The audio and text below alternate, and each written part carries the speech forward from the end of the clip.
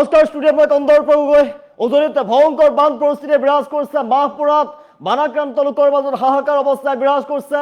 20খনতকৈ অধিক গাঁও ইতিমধ্যে প্লাবিত হৈ উঠিছে আৰু বানাক্ৰান্ত লোকসকলে এতিয়া আশ্ৰয় লৈছে আৰু আশ্ৰয় শিবিৰত গৰমত সময় পাৰ কৰিবলগীয়া পৰিৱেশৰ সৃষ্টি হৈছে। তেওঁলোকে অনাহাৰে এমুতত আছে, এটুপি খোৱা পানীৰ বাবে হাহাকাৰ লাগিছে। আশ্ৰয় শিবিৰত চাৰিওফালে হাহাকাৰ পৰিৱেশ অধিক ভয়ংকৰ দিশে গতি কৰিছে, বিপদজনক হৈ পৰিছে এতিয়া উজনিৰ বান পৰিস্থিতি। সবিস্তাৰে জনাইছো, বিভ্ৰান্তিকে উত্তৰ জনাইছো। মাহপুৰত বানাক্ৰান্ত লোকৰ মাজত হাহাকাৰ অৱস্থা, দিচাংপানী অঞ্চলত বৰ্ণাঢ্যৰ মাজত হাহাকাৰ অৱস্থা বিৰাজ কৰিছে। 20খনতকৈ অধিক গাঁৱৰ লোক বানৰ কবলত পৰিছে, ঘৰ দুৱাৰ ডুব গৈছে বানত। হাহাকাৰ লাগিছে, পশুধনৰ মৃত্যু হৈছে, মথাউৰি ছিঙি শ শ পৰিয়াল ঘৰ দুৱাৰ ক্ষতিগ্ৰস্ত হৈ পৰিছে। শিশু বৃদ্ধ বয়োজ্যেষ্ঠসকলৰ মাজত হাহাকাৰ অৱস্থা। প্ৰচণ্ড গৰমৰ মাজতে ঘাইপথৰ শিবিৰত আশ্ৰয় লৈছে বৰ্ণাঢ্য লোকে।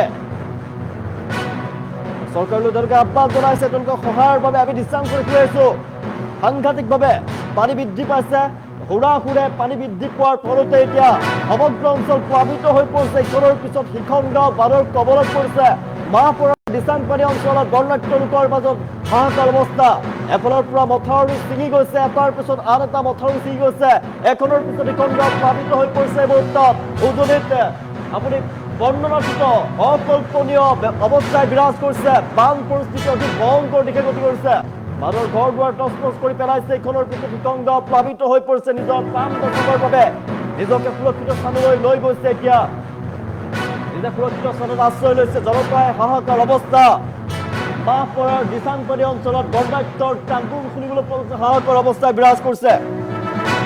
ভয়ংকৰ পৰিৱেশে বিৰাজ কৰিছে। আমি দৃশ্যাংশ দেখুৱাইছো, উজনিত অধিক ভয়ংকৰ দিশত বান পৰিৱেশ। মাহপুৰৰ দিচাংপানী অঞ্চলত বৰ্ণাঢ্যৰ লোকৰ হাহাকাৰ। 20খনতকৈ অধিক গাঁও বানৰ কবলত পৰিছে। এই মুহূৰ্তত মাহপুৰৰ দিচাংপানী অঞ্চলত বানপানীয়ে ভয়াৱহ ৰূপ ধাৰণ কৰিছে। বিচ্ছিন্ন এলেকাৰ জনজীৱন বিপৰ্যস্ত হৈ উঠিছে। 20খনতকৈ অধিক গাঁও লোকৰ এতিয়া বানৰ কবলত পৰিছে, চৰম দুৰ্যোগ ভুগিবলগীয়া হৈছে। নৈৰ পানী বৃদ্ধি পোৱাৰ লগতে মথাউৰি ছিঙি গৈছে। মুহূৰ্তত বহু অঞ্চললৈ বানৰ পানী সোমাই আহিছে আৰু শ শ পৰিয়ালৰ ঘৰ দুৱাৰ, কৃষিভূমি, সা সম্পত্তিৰ ব্যাপক ক্ষতি হৈছে। পশুধনে বানত কক বকাইছে। হঠাতে অহা বানত বহু পৰিয়ালে নিজৰ ঘৰ বাৰী এৰি নিৰাপদ স্থানলৈ যাবলৈ বাধ্য হৈ পৰিছে। ঘৰ দুৱাৰ পানীত বুৰ যোৱাৰ ফলতে বহু লোকৰ দৈনন্দিন জীৱন ব্যাহত হৈ পৰিছে। শিশু বৃদ্ধ আৰু অসুস্থ লোকসকলে অধিক সমস্যাৰ সন্মুখীন হৈছে। আমি দৃশ্যাংশ দেখুৱাইছো, বানৰ কবলত ইখনৰ পিছত সিখন গাঁও। খাদ্য, খোৱা পানী, ঔষধ আৰু পশুখাদ্যৰ বাবে বানপীড়িত লোকসকল চিন্তিত হৈ উঠিছে। বানপীড়িত লোকৰ মাজত এই মুহূৰ্তত হাহাকাৰ অৱস্থা। বানৰ মাজতে বৰ্ণাঢ্যই ঘাইপথৰ কাষত আশ্ৰয় লৈছে, অস্থায়ী শিবিৰত আশ্ৰয় লৈ আছে। এই মুহূৰ্তত প্ৰচণ্ড গৰম, অস্বাস্থ্যকৰ পৰিৱেশ, সীমিত সুবিধাৰ মাজত দিন কটাবলগীয়া পৰিৱেশৰ সৃষ্টি হৈ পৰিছে বানপীড়িত পৰিয়ালসমূহে। আৰু শিবিৰত থকা লোকসকলে পৰ্যাপ্ত জল, চিকিৎসা সেৱা আৰু খাদ্য সামগ্ৰী যোগানৰ দাবী জনাইছে প্ৰশাসনলৈ। স্থানীয় ৰাইজৰ অভিযোগ, মথাউৰি দুৰ্বল হৈ থকাৰ ফলত বানৰ সময়ত বাৰে বাৰে এনে পৰিস্থিতিৰ সৃষ্টি হয়। মথাউৰি মেৰামতি আৰু সুৰক্ষামূলক ব্যৱস্থা গ্ৰহণ কৰিব লাগিছিলে। তেওঁলোকৰ মতে ক্ষয় ক্ষতিৰ পৰিমাণ এতিয়া অধিক হ্ৰাস কৰিব পৰা গ'ল। তেনে মথাউৰি দুৰ্বল আছিলে, সেইবাবেই ভাঙি পেলাইছে তেওঁলোকৰ অভিযোগ। বানপীড়িত অঞ্চলসমূহৰ আমি দৃশ্যাংশ দেখুৱাইছো, কিমান ভয়ংকৰ হ'ব পাৰে আপুনি অনুমান কৰক। বানপীড়িত অঞ্চলসমূহত উদ্ধাৰ আৰু সাহায্য অভিযান তীব্ৰতৰ কৰাৰ দাবী উঠিছে। এতিয়া অঞ্চলৰ ৰাইজে দাবী জনাইছে, ক্ষতিগ্ৰস্ত পৰিয়ালসমূহক তৎকালীনভাৱে খাদ্য, বিশুদ্ধ খোৱা পানী, চিকিৎসা সেৱা আৰু পুনৰ সংস্থাপনৰ সহায় আগবঢ়াবলৈ আহ্বান জনাইছে প্ৰশাসনলৈ ৰাইজৰ ফালৰ পৰা। দিচাংপানী অঞ্চলৰ বান পৰিস্থিতিয়ে পুনৰ নৈপৰীয়া অঞ্চলসমূহৰ অৱস্থা ভয়ংকৰ কৰি তুলিছে। শীঘ্ৰেই লোকক, এই সকলো বানপীড়িত লোকক সহায়ৰ বাবে প্ৰশাসনলৈ আহ্বান জনাইছে এতিয়া বানপীড়িত লোকসকলে। আমি দৃশ্যাংশ দেখুৱাই আছো, ভয়ংকৰ বান পৰিস্থিতি বিৰাজ কৰা দেখিবলৈ পোৱা গৈছে। অধিক ভয়ংকৰ হৈ উঠিছে পৰিস্থিতি। মাহপুৰৰ দিচাংপানী অঞ্চলত বৰ্ণাঢ্যৰ মাজত হাহাকাৰ অৱস্থা। 20খনতকৈ অধিক গাঁও প্লাবিত হৈ পৰিছে। মুহূৰ্তত মথাউৰি ছিঙি গৈছে, শ শ পৰিয়াল ঘৰ দুৱাৰ ক্ষতিগ্ৰস্ত হৈ পৰিছে। ইখনৰ পিছত সিখন গাঁও প্লাবিত হৈ পৰিছে। প্ৰচণ্ড গৰমৰ মাজতে সময় পাৰ কৰিছে এতিয়া বানাক্ৰান্ত লোকে। ঘাইপথৰ শিবিৰত আশ্ৰয় লৈছে বৰ্ণাঢ্যসকলে। যদি ঘাইপথ পানী হৈ যায়, ঘাইপথত যদি পানী সোমাই যায়, তেনেহ'লে কি অৱস্থাৰ সৃষ্টি হ'ব আপুনি অনুমান কৰক।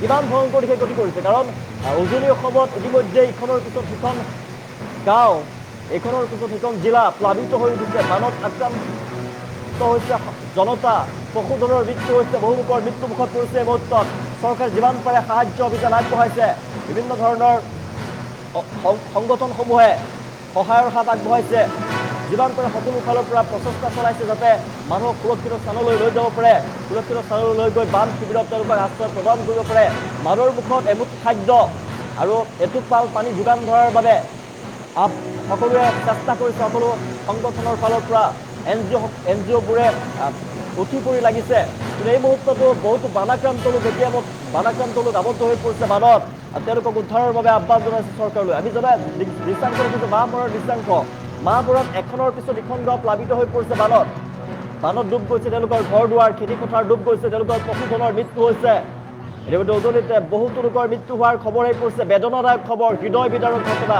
কিন্তু ৰাজ্যত এই মুহূৰ্ততো কিন্তু বান পৰিস্থিতি অধিক ভয়ংকৰ হৈ উঠিছে ৰাজ্যৰ প্ৰান্তে প্ৰান্তে মুষলধাৰ বৰষুণ আহিছে এই মুহূৰ্তত ধাৰাসাৰ বৰষুণৰ কোনো ধৰণৰ বৰষুণ এৰাৰ কোনো সম্ভাৱনা নাই আগন্তুক 3 দিনলৈকে সাংঘাতিকভাৱে বৰষুণ হৈ পৰিব ভুগি আছোঁ ইতিমধ্যে যোৱাকালি আমাৰ নিচেই কাষতে সোণাৰী যিখন উন্নয়ন খণ্ড আছে ডাঙৰ যিখন উন্নয়ন খণ্ডৰ কাষতে মই যিটো মথাউৰি মানে সেইটো ছিগি পৰিলে সেই ছিগি যোৱাৰ ফলপ্ৰসূত মানে আমাৰ ওচৰৰ যিবিলাক গাঁও আছিলে প্ৰথমতেতো ধৰক 15-20খন গাঁও জলমগ্ন আছিলে কিন্তু যেতিয়া নেকি সেই মানে ৰাস্তাটো ছিগি গ'ল ছিগি যোৱাৰ পিছত সেই তাতোকৈ অধিক মানে গাঁও জলমগ্ন বৰ্তমান হৈ আছে প্ৰশাসনৰ পৰা সহায় বুলিবলৈ আজি ধৰক উন্নয়ন খণ্ডৰ বিষয়াজন আপোনাৰ উৎপল গগৈ ডাঙৰীয়াই তেখেতে পানী বটল আৰু বিস্কুট এনেকৈ আনি দিছে সেইখিনি ৰাইজক মানে তেওঁলোকে বিলাইছে সেইটোৱে আমি পাইছোঁ আৰু তেনেকৈ পোৱা নাই নিশাটো আমাৰ এনে শিবিৰ নাই চৰকাৰী শিবিৰ বুলি আমাৰ দিচাংপানী এৰিয়াটোত নাই কিন্তু তেতিয়া আমাৰ গাঁৱৰ মানুহে এই ঘৰৰ ভিতৰতে মানে ইটা দি বিচনাবিলাক ওখ কৰি তেওঁলোকে তেনেকৈ মানে জীৱন নিৰ্বাহ কৰি আছে জুইটো নাই ধৰক তাৰপৰা গেছ আছে গেছতে বনাইছে কাৰেণ্টটো মাতিছে তেওঁলোকক নি বুলি মানে তেওঁলোকে তাতে খোৱা বোৱা ব্যৱস্থা কৰিছে তেনেকৈ আমাৰ চলি কি আহ্বান জনাব মই অসমৰ মুখ্যমন্ত্ৰী ডাঙৰীয়াক এইটোৱে আমাৰ আহ্বান জনাম যে অসমৰ প্ৰতিটো চুকে কোণে যেনেদৰে তেখেতে ৰাইজৰ হিতৰ কাৰণে কামবিলাক কৰি আছে ঠিক তেনেদৰে আমাৰ দিচাংপানী অঞ্চলো যদি পদাপন্ন কৰি যোৱালে আমি নথৈ সুখী হ'লোহেঁতেন আৰু এতিয়া যিটো অৱস্থা হৈছে আপোনালোকে দেখিছে যে খেতি পথাৰ একদম নষ্ট হৈ গৈছে আমাৰ অহা বছৰলৈ যে ৰাইজে কি কৰি খাব সেই বিষয়টো এটা বৰ ডাঙৰ প্ৰশ্ন হৈ পৰিছে এইখিনি মই এইটোৱে আহ্বান জনাম মেডিকেল ডিপাৰ্টমেণ্টক মই আহ্বান জনাম মেডিকেল ডিপাৰ্টমেণ্টৰ যিজন অসম চৰকাৰৰ যিজন স্বাস্থ্যমন্ত্ৰী তেখেতক মই আহ্বান জনাম যে অকল আমাৰ দিচাংপানী বা চৰাইদেউ জিলাতে নহয়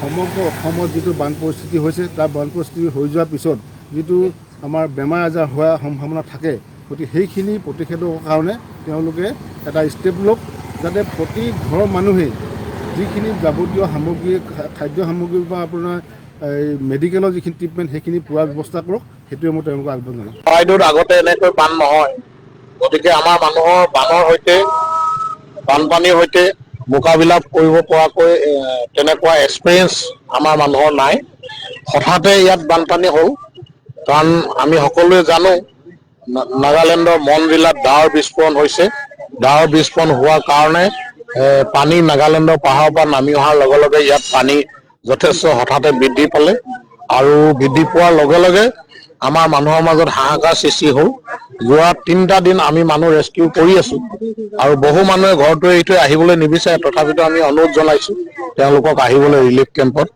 আৰু ৰিলিফ কেম্পত নথকাসকলে ওখ স্থান চাই নিজে ব্যৱস্থা কৰিছে আমি তেওঁলোকক খোৱা বোৱাৰ ব্যৱস্থা কৰি আছো আৰু পানীৰ মাজত আবদ্ধ হৈ থকা সকলক আমি দিবলৈ পৰা নাই তেনেকুৱা আমাৰ ব্যৱস্থাও নাছিলে আমি বাহিৰৰ পৰা বোটবিলাক আনিছো আমাৰ জানেই আমাৰ অসমীয়া মানুহ সকলোৰে ঘৰত জেওৰা আছে ফেঞ্চিং আছে পামচাৰ হৈ যায় আৰু টেকনিকেল প্ৰব্লেমৰ কাৰণে আমি লেট হৈছে আমাৰ ৰেস্কিউ কৰোঁতে কিন্তু এতিয়া 25খন নাৱেৰে আমাৰ মাহমৰা সমষ্টিত ৰেস্কিউ চলি আছে আৰু আমি য'ত জলবন্দী হৈ আছে তেওঁলোকক তাতে ঘৰতে খোৱা বস্তু যোগান ধৰি আছো আৰু ৰাস্তাত যে প্ৰশাসনৰ ফালৰ পৰা একো সহায় পোৱা নাই মমবাতি এডালো পোৱা নাই খাবলৈ পানী অকণো পোৱা নাই প্ৰতিটো ৰিলিফ কেন্দ্ৰত আমাৰ 18টাকৈ ৰিলিফ কেন্দ্ৰ আছে তাত আমি জেনেৰেটৰ লগাই দিছো মমবাতি নহয় জেনেৰেটৰ লগাই দিছো মানে কোনোবাই আপোনালোকক ক'ব পাৰে কিন্তু যেতিয়া পানীৰ মাজত ঘৰত মানুহজন থাকিব ৰিলিফ কেম্পলৈ ওলাই নাহিব পানীত গৈ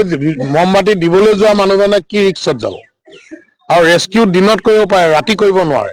গতিকে এনেকুৱা ধৰণৰ প্ৰব্লেম দিচাং নদী আপুনি কালি ফেচবুকত আপলোড কৰিছিল। দিচাং নদী এটা মথাউৰি ইতিমধ্যে লৈ যোৱা হৈছে। কিমান প্ৰায় 12 ফুটতকৈ অধিক এটা কালভাৰ PWD ৰোডত আছিল। তাত মথাউৰিটো আৰু PWD ৰোডটো কানেক্টিং হৈছে, সেইডোখৰত ছিঙিছে। তাৰ কাৰণে পানী যথেষ্ট হৈছে। আমি তাৰ কাৰণে ব্যৱস্থা কৰিছো। অহাকালিৰ পৰা তাত মেৰামতি কাম পুনৰ আৰম্ভ হ'ব। অসমৰ মাননীয় মুখ্যমন্ত্ৰীয়ে নিৰ্দেশ দিছে আৰু যিবিলাক ছাত্ৰ ছাত্ৰীৰ কিতাপ পত্ৰ নষ্ট হৈ গৈছে সেইবিলাক কিতাপ পত্ৰ আমি পুনৰ দিয়াৰ ব্যৱস্থা কৰিম। আৰু কাগজ পত্ৰ ডকুমেণ্ট চাৰ্টিফিকেট যি নষ্ট হৈছে, ডুপ্লিকেট ডকুমেণ্ট কাগজৰ কাৰণে আমি অলৰেডি মুখ্যমন্ত্ৰী ডাঙৰীয়াক জনাইছো, তেখেতে নিশ্চিত প্ৰদান কৰিছে। আৰু কেম্পত সকলো খোৱা ব্যৱস্থা আছে। এই মথাউৰি ভঙাৰ ফলত আজি পুনৰ পানী বঢ়াৰ কিবা আশংকা আছে নেকি?